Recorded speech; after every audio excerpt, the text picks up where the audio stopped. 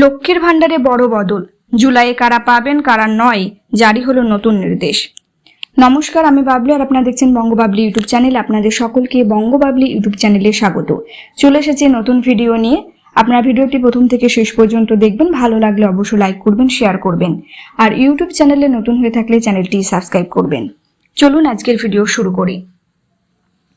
রাজ্য সরকারের অন্যতম জনপ্রিয় সামাজিক প্রকল্প লক্ষ্মীর ভান্ডার এবার কড়া নজরদারি চালু করতে চলেছে অর্থ দপ্তর।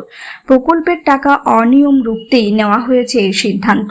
নতুন নির্দেশ অনুযায়ী উপভোক্তাদের তথ্য যাচাই করতে হবে রিজার্ভ ব্যাংকের নির্ধারিত সুরক্ষা বিধি মেনে। পাশাপাশি অনুদান সরাসরি ব্যাংক অ্যাকাউন্টে পাঠানোর প্রক্রিয়ায়ও আনা হয়েছে বেশ কিছু পরিবর্তন। 2021 সালের বিধানসভা ভোটের আগে মুখ্যমন্ত্রী মমতা বন্দ্যোপাধ্যায় এই প্রকল্পের ঘোষণা করেছিলেন। মূলত রাজ্যের মহিলাদের আর্থিক স্বাধীনতা নিশ্চিত করতে এই উদ্যোগ নেওয়া হয়। প্রকল্পের প্রথম পর্যায়ে সাধারণ মহিলারা মাসে 500 টাকা এবং তপশিলি ও আদিবাসী সম্প্রদায়ের মহিলারা 1000 টাকা করে পেতেন। পরবর্তীতে এই অনুদান বেড়ে যথাক্রমে 1000 টাকা ও 1200 টাকা করা হয়।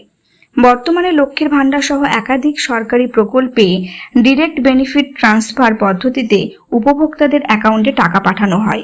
এবার সেই পদ্ধতিকেই আরও শক্তিশালী ও সুরক্ষিত করতে চায় অর্থ দপ্তর।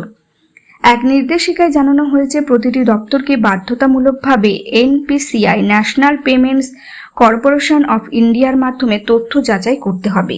এই নতুন ব্যবস্থায় অনলাইনে আবেদনকারীদের ক্ষেত্রে পুরো প্রক্রিয়া অনলাইনে সম্পন্ন হবে। উপভোক্তার ব্যাংক অ্যাকাউন্ট নম্বর নথিভুক্ত করার সময় দুবার যাচাই করতে হবে। লক্ষ্য ডুপ্লিকেট বা ভুয়ো অ্যাকাউন্টের সংখ্যা শূন্যে নামানো।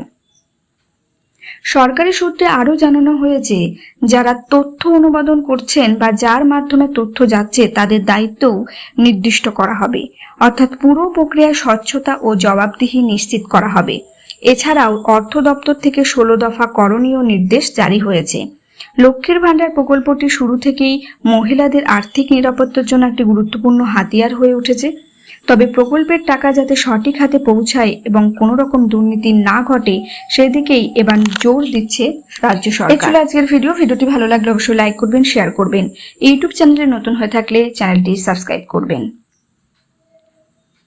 আজকের ভিডিও এই পর্যন্তই। সকলে ভালো থাকুন, সুস্থ থাকুন।